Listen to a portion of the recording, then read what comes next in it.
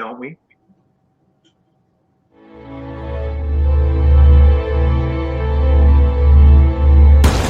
Make it good.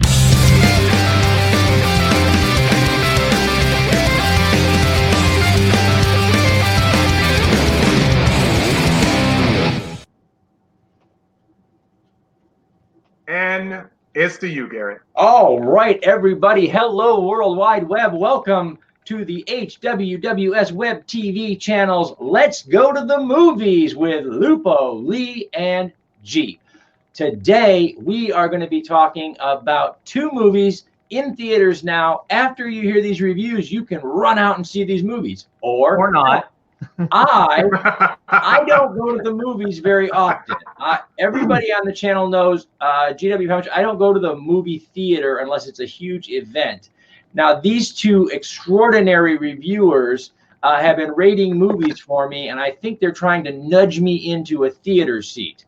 Or not, or they're trying to convince me not to go to the theater. I can't figure out which one yet, but they're going to tell you, welcome to the screen, ladies and gentlemen, Mr. Mark B. Lee over here, and Mr. Dr. Robert Lupo over here. Oh, there. Okay. And guys, you've had a busy week this week. In addition to your movie reviewer duties, you have been super busy. Mark, what's going on, man? Daylight, life. You guys, you're everywhere, man. Right now, I just want to punch somebody in the face, okay? And during our movie review, I probably want to revisit that and punch somebody else in the face. But we're real busy, so I'll do this really quick. I have a show coming up on December 13th, and it is a Star Wars show. And it's basically talking about Star Wars. Basically, when you first saw Star Wars, I saw it in 1977. We have a oversized list of panelists, from actors who've actually been in Star Wars to people who worked on Star Wars to just Joe Blow guys like you and me who were there and saw Star Wars. Then on December 21st, I'm doing a show called The Kids Show. And it's basically a show about kids. Kids 10 years old and under will come on screen like you see right now, and we'll basically talk about life in general, anything they want to talk about. So that's been busy. I've been asked to speak at an elementary school next week. I'm going to talk a little bit about cosplay, Stan Lee, costumers, whatever they want to talk about. They're kids. This is their world because I'm ready to get off. So that's what's been going on with me. That is fantastic, man. And I understand. I have been informed as the entourage that Cosplay Michael is looking forward to participating in your kids show. He's my co-host. Yes, that's right. And he's come in and informed me of my duties, which are to get the hell off the camera. Yeah. Yes. Dr. Lupo, man, how's your week going? What do you got going on in the world? Well, this has been really busy. I have 2 new videos, so I'm putting up a new video on my show tomorrow at 5 p.m. on the Orlando Wizard, and we're actually building a lightsaber at Savi's and Galaxy's Edge with a service dog. So if you have a service dog, how you could actually bring the service dog in and build a lightsaber. And actually, it was really interesting. And I'm currently filming a multitude of videos on how to bring a service dog to each of the different parks, what rides you can ride with the service dog, and what rides have things like kennels, or do you have to switch off a rider, and so forth. So we're covering that, and we're also talking about where the relief areas are for the dog, and also we're going to touch base on what you should do if you see a service dog, how you're supposed to react. Should you or should you not take pictures? Are you allowed to pet, touch, anything like that? And we might even touch base on how to spot fake service dogs. Wow. Wait, what was that? Repeat that. How to spot what? Fake service dogs. Fake service dogs. Oh, yeah. Thank you. Yes. Yeah. Okay. Wow, that's going to be quite an amazing series. We're the only country in the world that does not require people with service dogs to have a registration. So here, just flat out saying, oh, it's a service dog, and you buying a vest off of Amazon allows people to bring in untrained dogs. And the problem with that is that it kind of ruins it for people who absolutely need to have service dogs. I mean, just to touch base, service dogs should not bark at other dogs ever if they're properly trained. If they're being trained, they should have something that says service dog in training on the back. So that's going to be an amazing series. Guys, you can catch that here on HWWS Web TV every Sunday at 5 p.m., the Orlando Wizard Show. And Dr. Lupo is going to dive in depth about service dogs and some other fantastic, you can grab some fantastic topics right now over there on that particular playlist. That's an amazing show.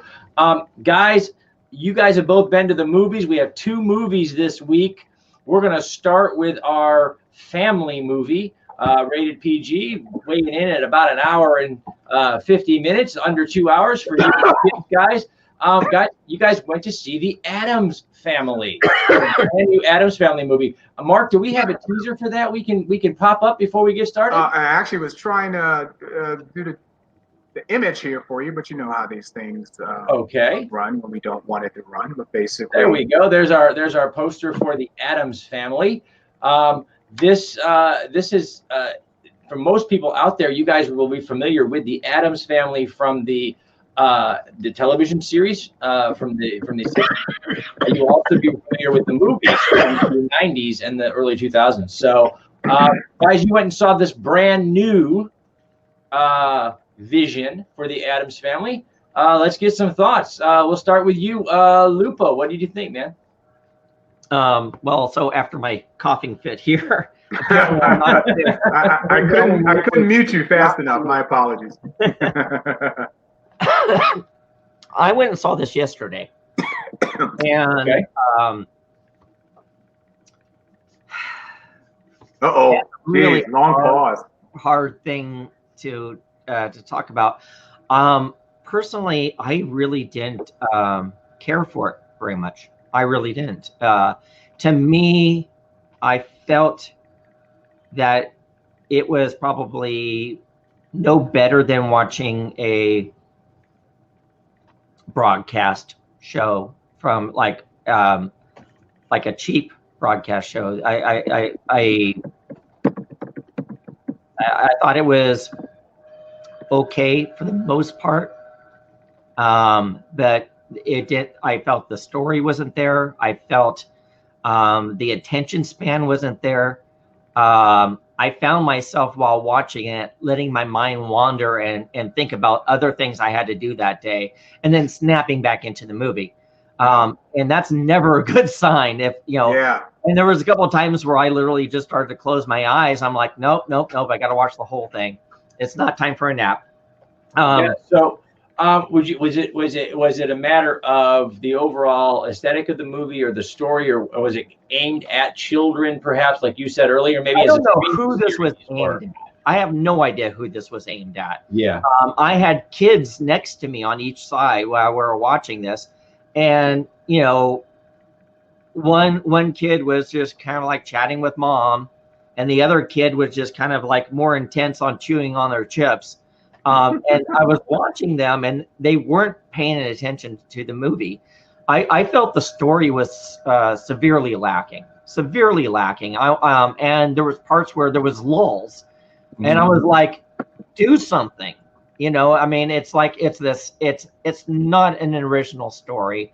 It was like, let's just throw something together. Humans bad, monsters are good, blah blah blah, and we'll roll some dice, and it all work out in the end. And I'm like, I'm bored of that story. I mean, it's what people default to when they don't have a creative team.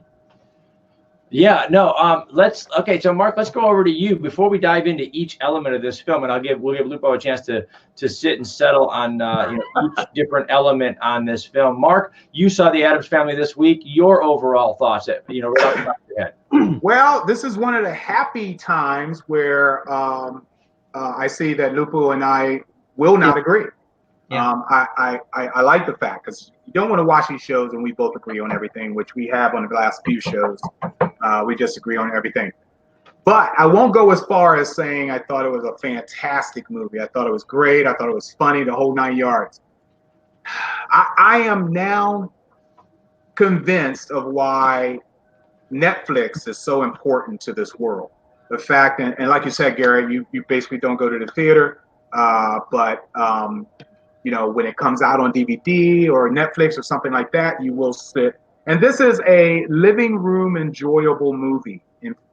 And what I mean by that is you don't have to spend a massive amount of money, which the theaters do to you, not by their fault, but that's another story we can get into later. But you don't have to pack up the kids and throw them to the theater. This isn't even really a movie that you need to see on a cinematic screen. But it did, back itself up to the level of a Saturday night on the couch with the kids, popcorn, bring the neighbors over, and have fun. Because I did see some distractions in the theater from various people. Lupo always likes to say, people pull their phones out, and literally that's basically what happened. But the likability on my part was the familiarity of it, the way I can compare it to all of the Addams Family renditions, from the comics right down to the live action back in the 60s, and then to this. I can literally gauge a Wednesday against a Wednesday, and a Pugsley against a Pugsley, and a Morticia against a Morticia, and so on. And I was really entertained to see what the animators for this version of the Addams Family would come up with those characters. Mm-hmm. And I actually enjoyed it just for that. Awesome. Well, guys, let's dive into this and dissect it a little bit and see what Lupo didn't like about it so much, and maybe we'll take a look at the things that were really familiar to Lee on this. So, guys, let's start with that, the characters, because these characters are icons of popular culture today, from the comics to the television show in the 60s. Which became, again, a lot of y'all saw that in reruns through the 70s and early 80s, when they were doing a lot more reruns back then. So a lot of people grew up on the Addams Family. Then the movies, of course, with Christina Ricci as Wednesday Addams, who was, borderline iconic with her deadpan play of Wednesday. Yes. These characters are a part of popular culture, and getting them right is so important. If you're going to put this in front of a new generation, especially if the parents and grandparents are going to be sitting next to them. So let's talk about the characters. Lupo, you didn't like this movie. What did you think of the characters? Were they part of what you didn't like? Was there not enough development? Dive into that a little bit. Let's talk about those iconic characters and what they did for you as you were watching. So when it comes to the characters, that was definitely part of what I didn't like. I felt that once you've seen, once you have seen like the live action movies, you kind of locked into the characters. I didn't care for them. I didn't care for them actually at all. I see what they were trying to do with the characters, but I don't feel it was successful. I felt Wednesday was okay. Pugsley was a little disappointing, and Morticia was okay at the best. And I felt that Gomez was not even there. It just, I didn't feel the characters. I didn't feel, I mean, I've seen the comics, I've watched the TV series, I've watched all the movies, and with that type of level of expectation, this felt really, really short. Just felt short. If you guys look down on the screen, you'll see the iconic characters from the 60s television series that made the Addams Family a pop culture staple. The goofy, the normal yet extraordinarily bizarre Gomez Addams, his lovely wife Morticia, the Wednesday Addams, that deadpan Pugsley Addams. And of course, then we have the cast of characters, the extended family that is Grandma and Uncle Fester and Lurch, that are the monsters in the family. And those characters are so iconic that, you know, the expectation is set really, really high. Lupo says, nope, they fell way short. Lee, how about you, man? These characters are iconic, and you know these characters from, you know, you follow pop culture for all of these years. You had to have expectations. Go ahead and admit it. I'm the old fart in the group here, and yes, you had to have a certain set of expectations when you went into the theater to see how these characters would evolve. You know, I really didn't have any huge interest of going to see this movie other than we needed to do a review on it. It was one of those movies that I could have waited. You know, Netflix, wherever it came on outside of, you know, the big screen, I could have waited. I would have watched it when it came on to any of those platforms. I may watch it again if it does hit Netflix or blah, blah, blah, but it was unnecessary. It was a waste. It was a waste of a production. We've already seen other movies of the Addams Family, the rendition of it, as you can see right there on the screen, literally the 3 movies of the Addams Family that were made. I don't think, and actually there was 2 of the middle group, right? Yes, there was the Addams Family and Addams Family Values in that. Correct. Yeah. So we saw a TV series and we saw 2 movies from the Addams Family, and then they went on and did a CGI. Mark, correct me if I'm wrong. I know this is the first full-length animated feature, but wasn't there an animated version of the Addams Family back in the day? I know that they did guest spots. Not on Scooby-Doo and things like that. Yeah, they did do the guest spot on Scooby-Doo, but I do vaguely recall an animated series made, but obviously it didn't last that long to put, you know, his name on the map or anything like that. But it was unnecessary. So you asked me a question about the characters, correct, Garrett? I'm sorry. Yes. I lost track on that. The characters, some of them played true, some of them did not. They embellished a little bit more on the characters in the CGI version of this, more than they had in the other 2 live action ones, or 3 if you want to count the 3 movies. But the comparisons, the overall template was there. Okay. Well, I agree with that to a degree, Mark. I mean, they're there by image and name, and a little bit on the history of the characters. I mean, Lurch is obviously Lurch. I kind of liked how Lurch was introduced. But when it comes down to it, you know, I didn't feel they gave justice all the way back to the comic. You know, well, I mean, there were specifics. Yeah. From the comic to the TV series to the last movies. And I don't feel they upheld. I felt that they gave too much creative freedom to it. Why change something that's already iconic?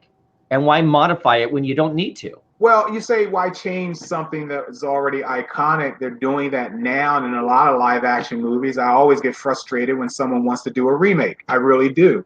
But this, in fact, is a remake as well. It's CGI. That was probably one of the reasons that I ran to it anyway, because it was in a cartoon form, and it relayed, or it tried to relate closely to the comics, and not sometimes they kind of mixed it between the comics and live action. I know what you're talking about in terms of the strip, the comic strip, and the Addams Family back then, but they couldn't do in the comic strip what they basically have done in live action TV and the CGI. So it was something to be expected if it was going to be different.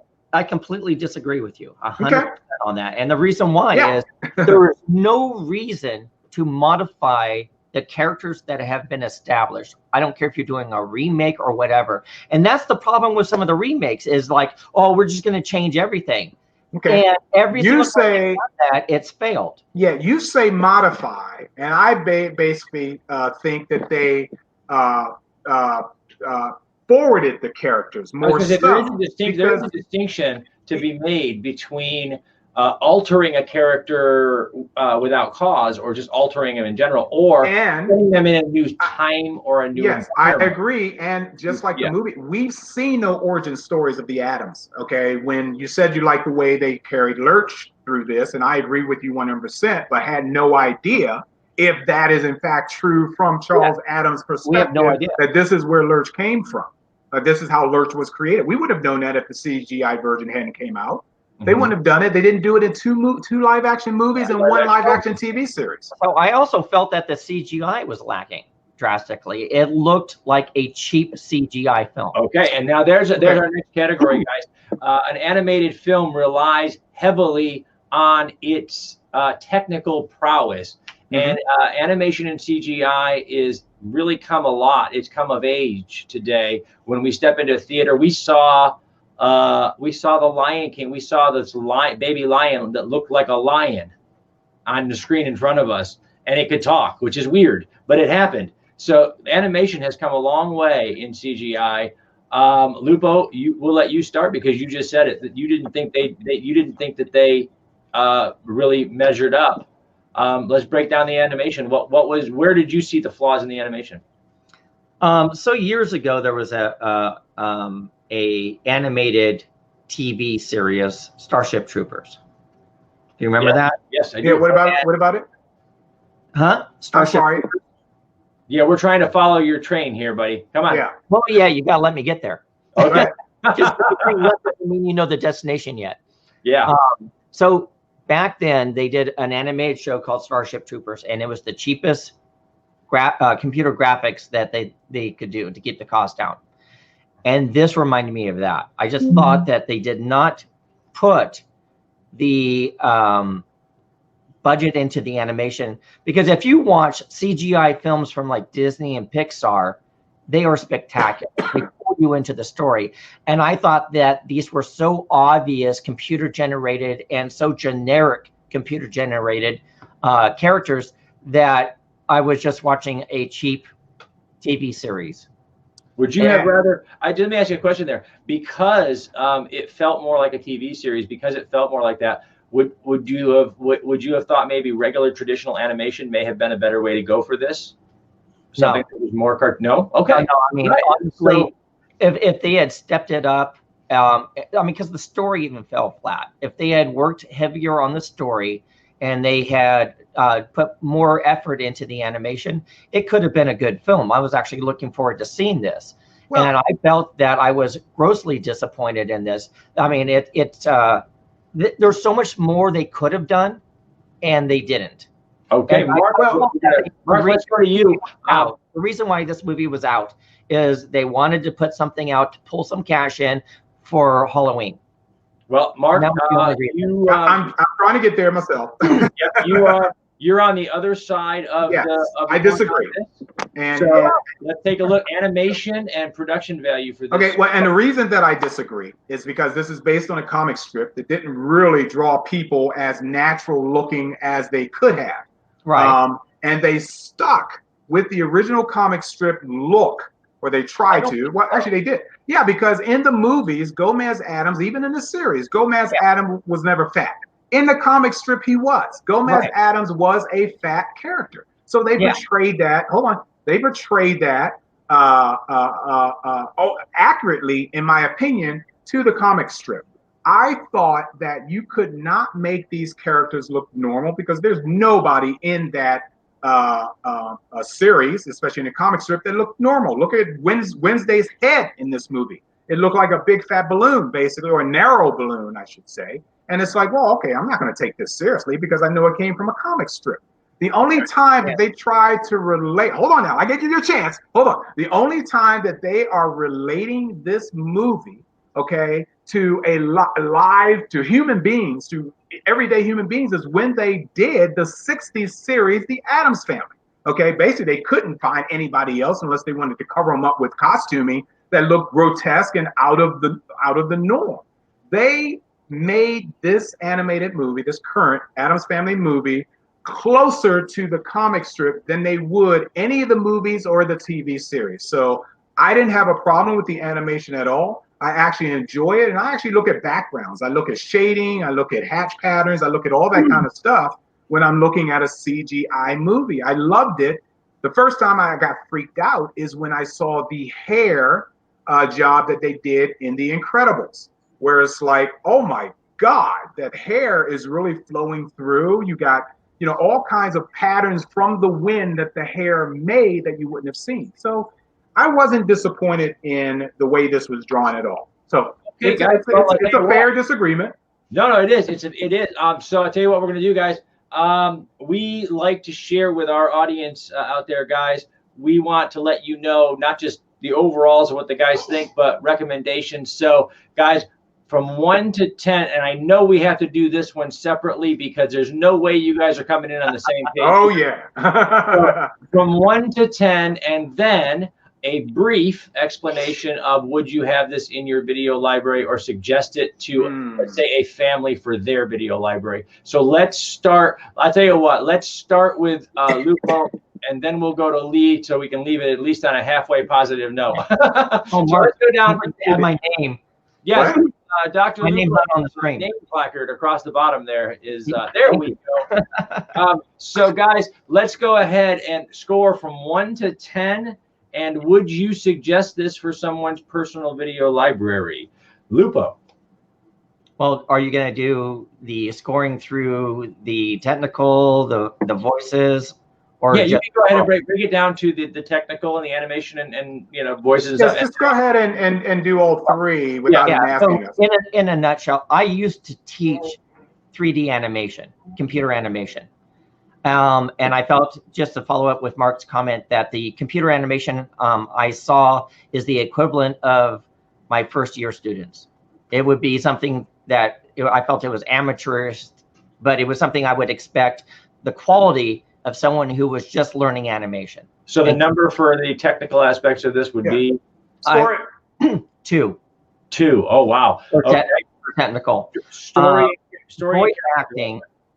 I thought the voice acting was fine. So I mean, I felt the inflections of the commentary was good.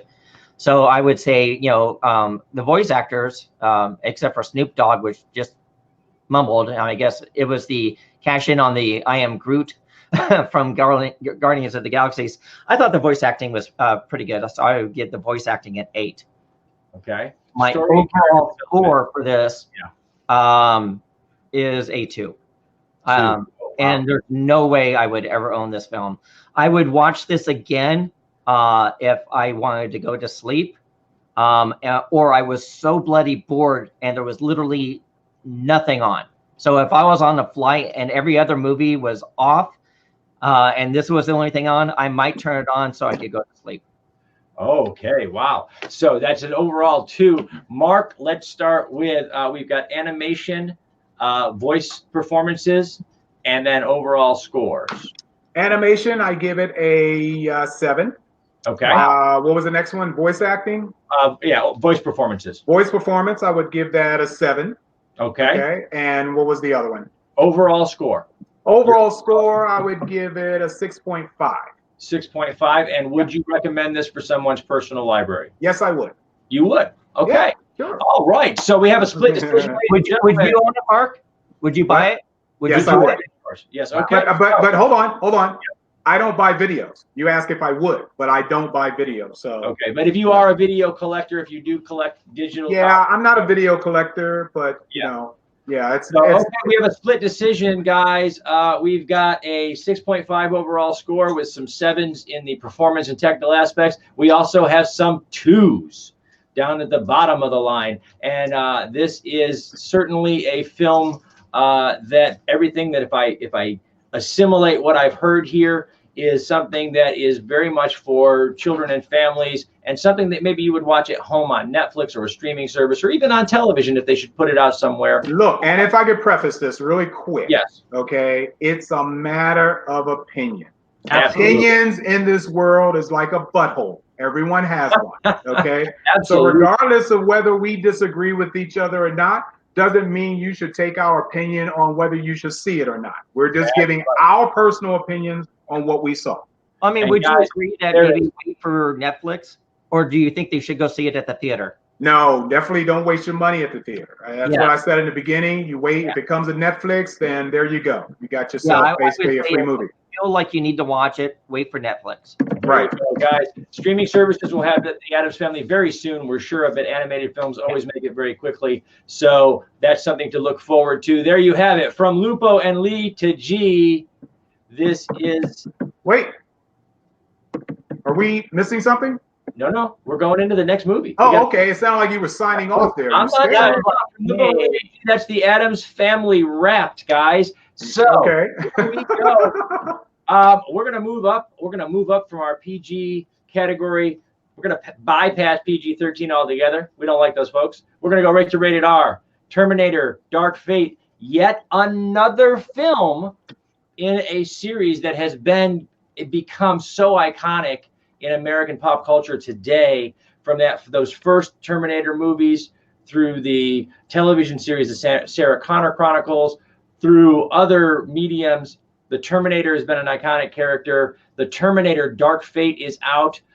This is the return to the screen of the character Sarah Connor, brought to life by Linda Hamilton so brilliantly in the first movie that, I mean, that character has just been an iconic female character in pop culture for decades. Literally, oh my gosh, we're old, guys. Decades.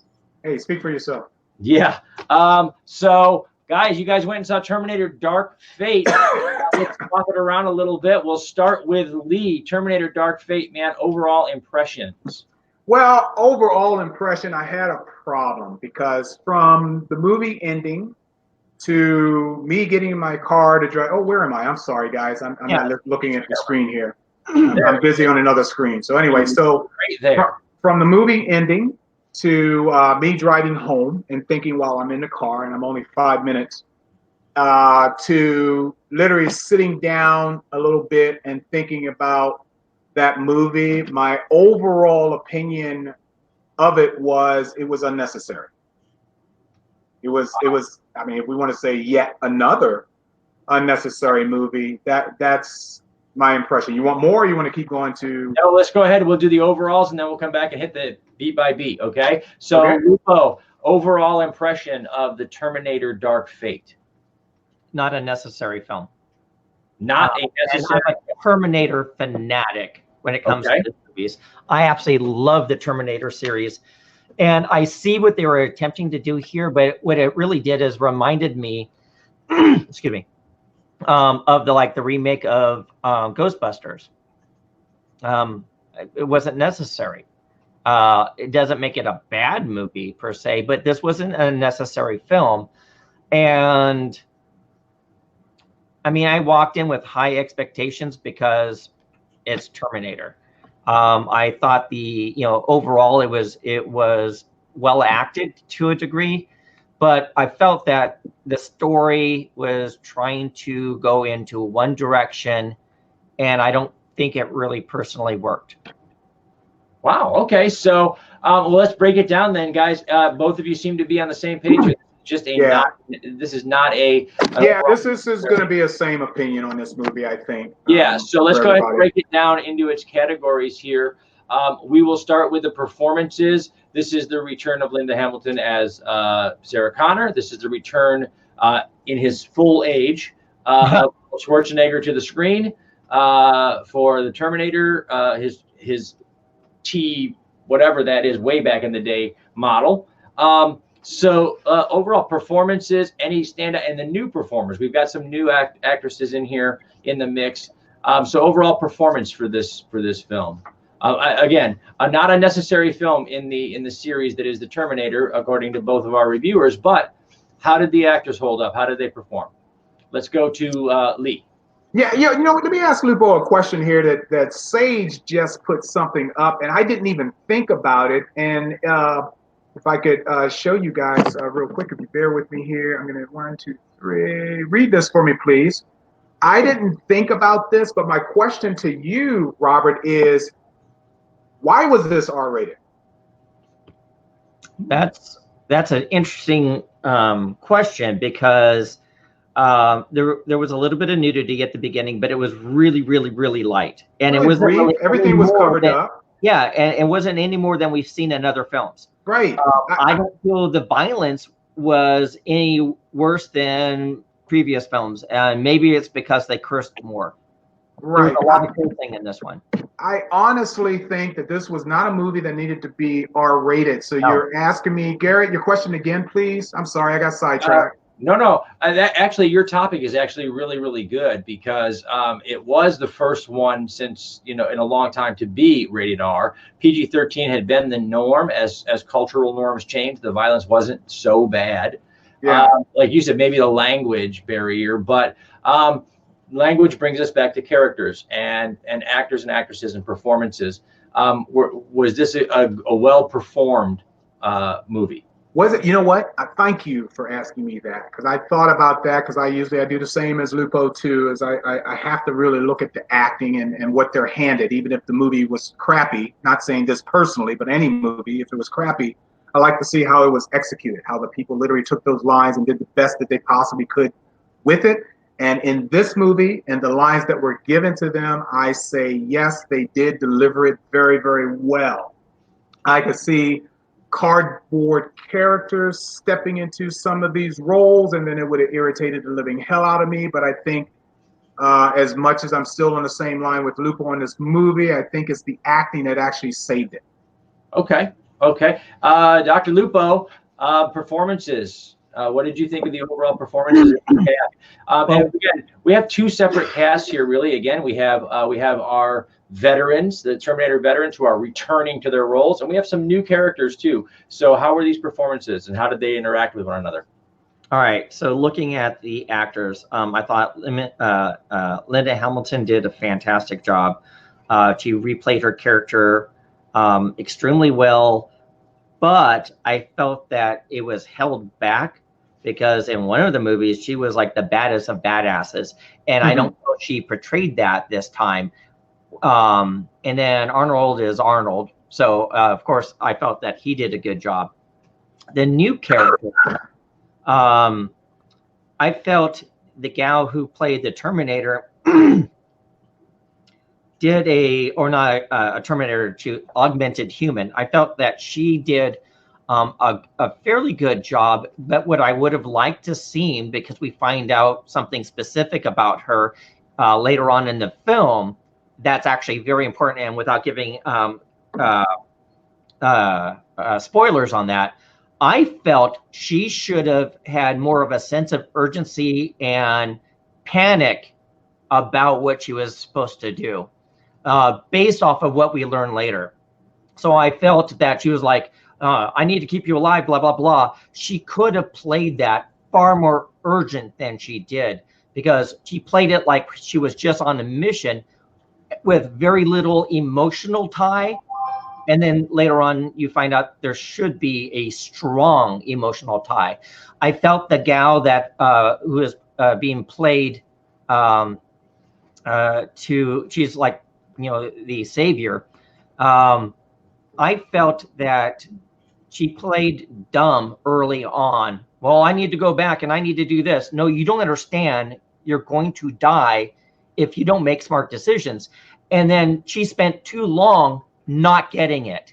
It's like, that started to frustrate me a lot. I'm like, what part you just saw people dying? Well, people were dying and I need to go back.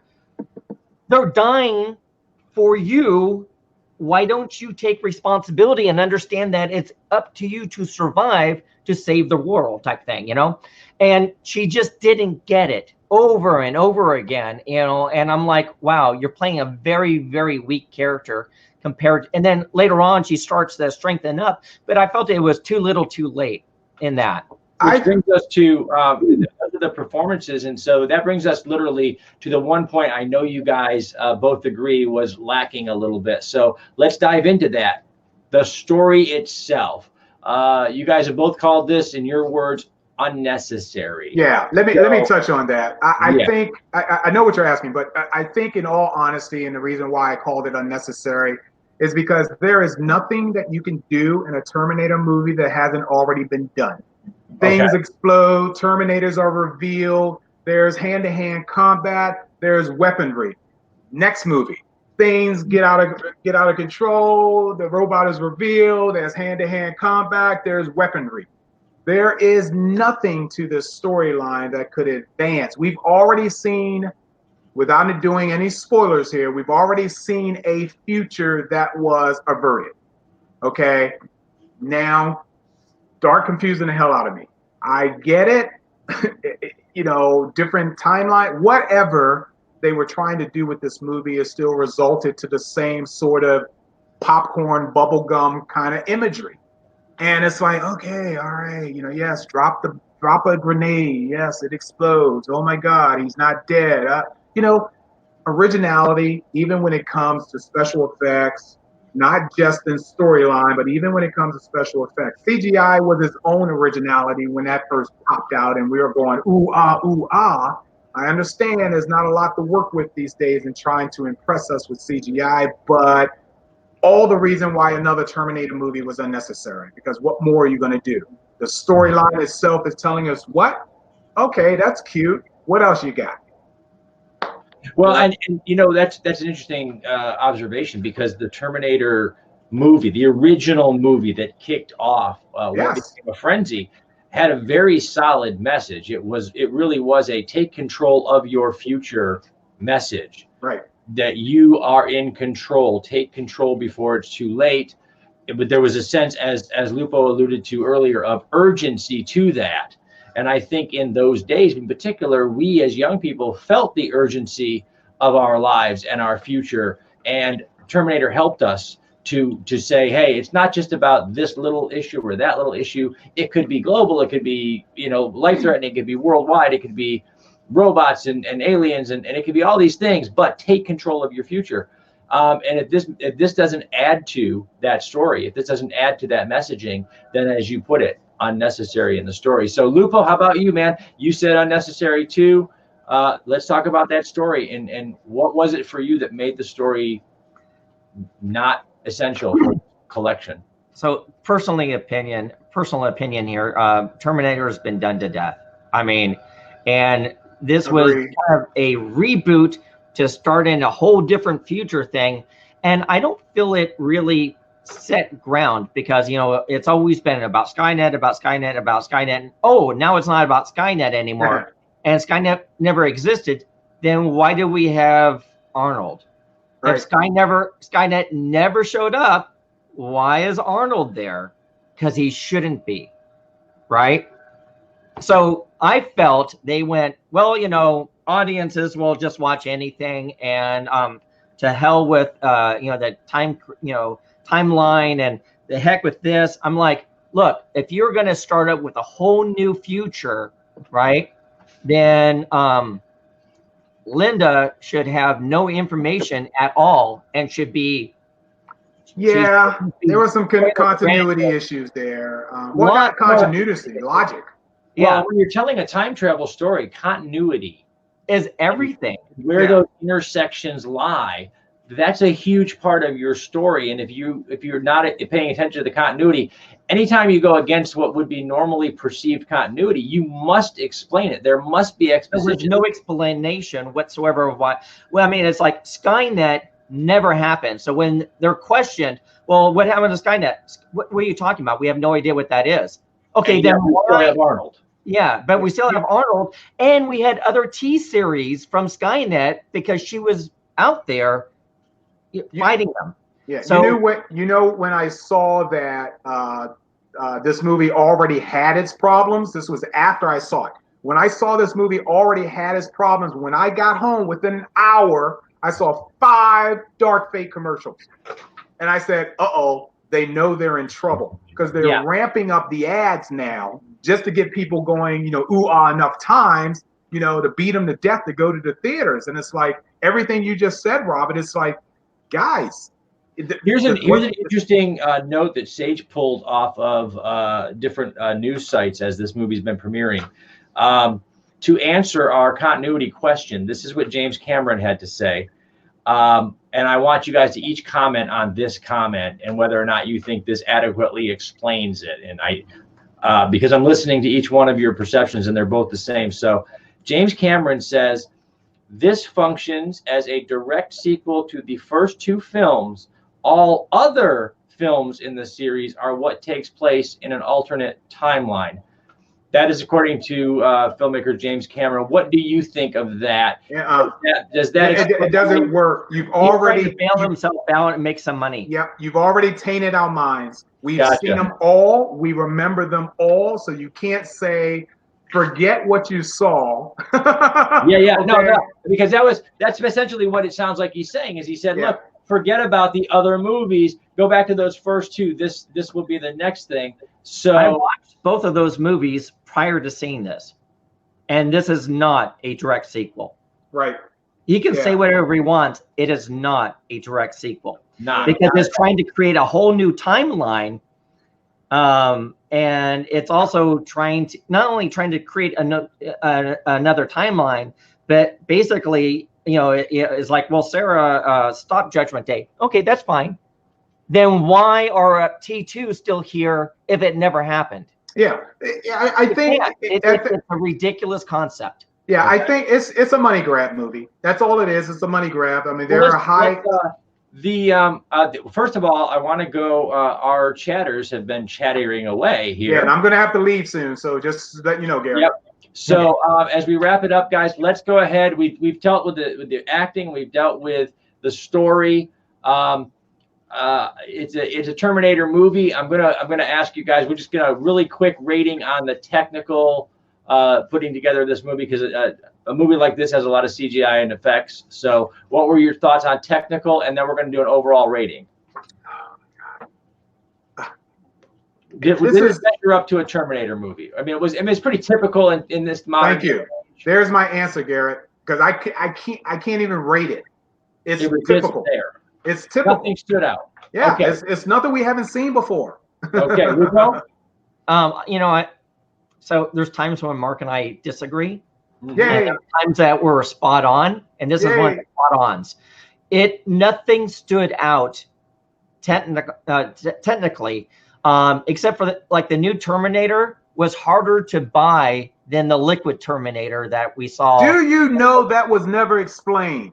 It never was explained. It was never explained. There was no sense in Which is interesting, because it was interesting that you went there, because I'm hearing from both of you is nothing stood out. And I remember the hype back in the day when the liquid Terminator came out. And I remember that was groundbreaking. That was the blonde girl, right? The blonde girl in the leather outfit, right?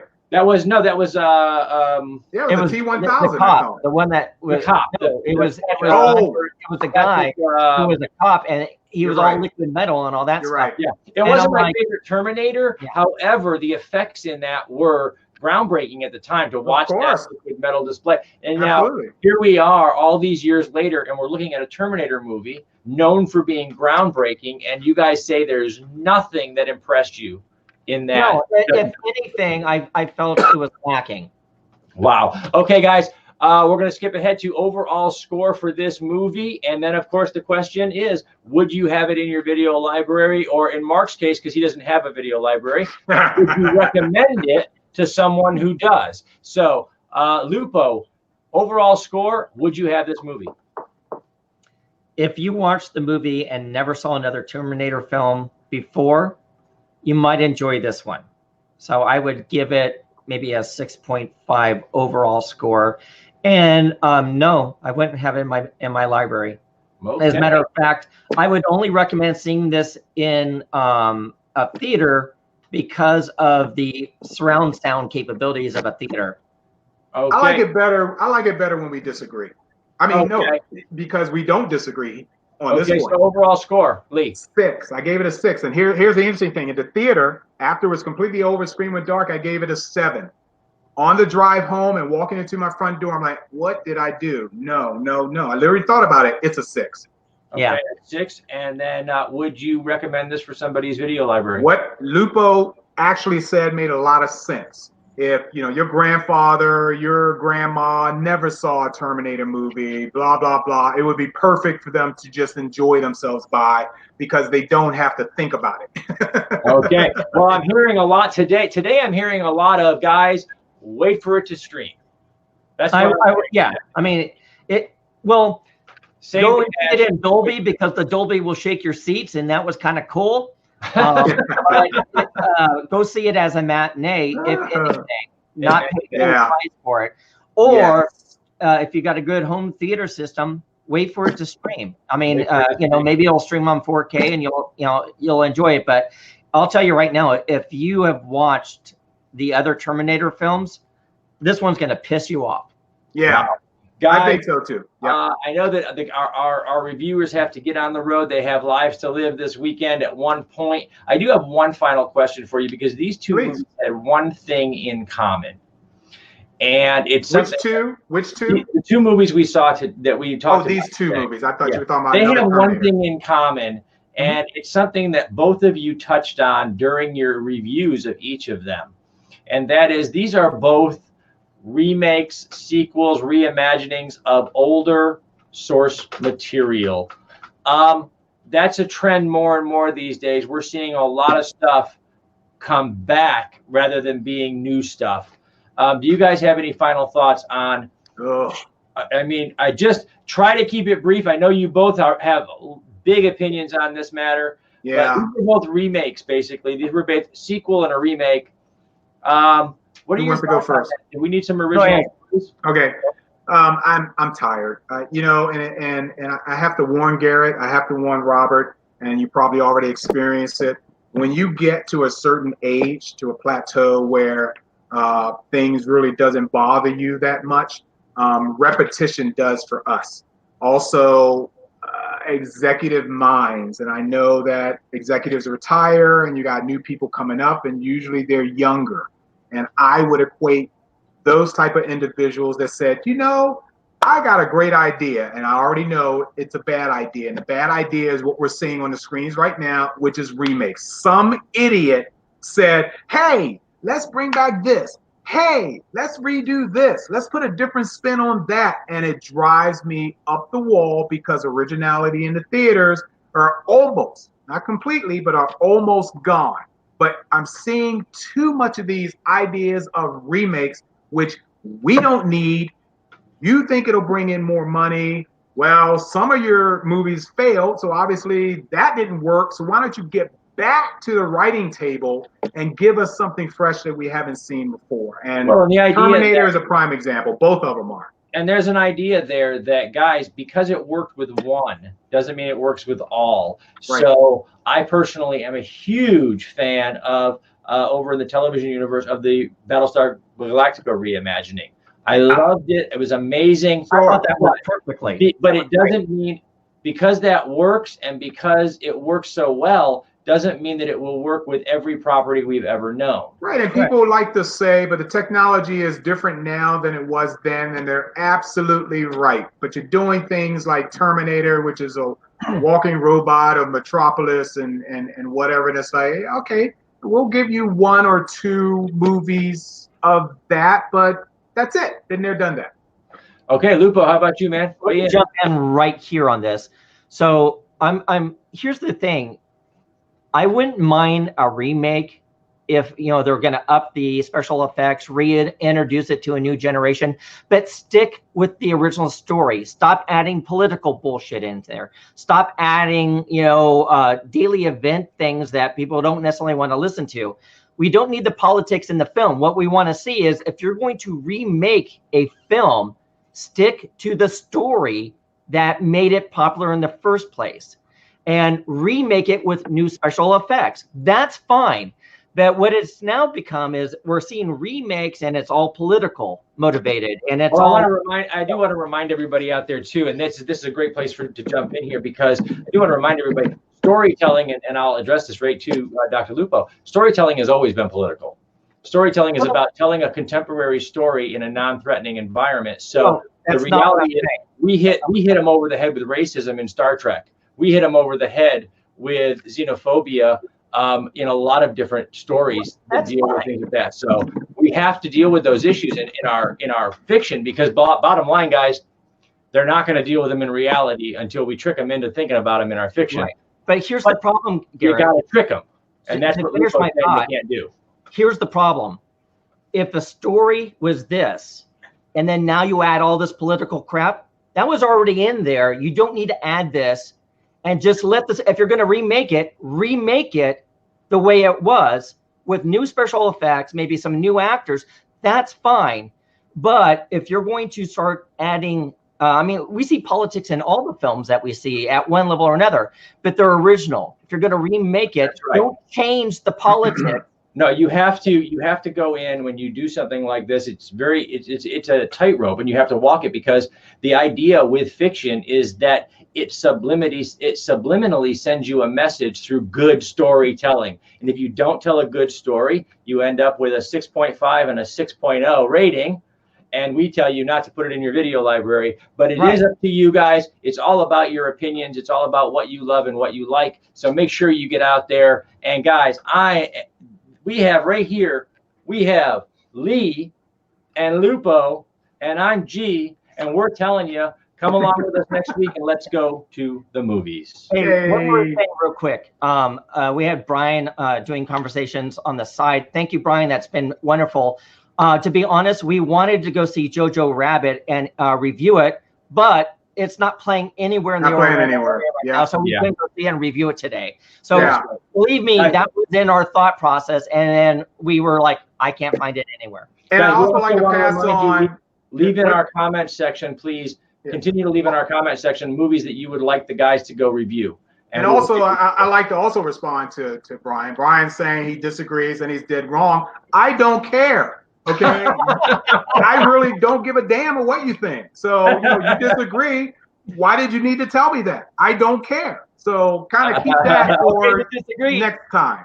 So, all right, guys, keep on coming back, and let's go to the movies with Lupo, Lee, and G. Yay! All right. Cool. See ya. Thank you guys for watching, guys.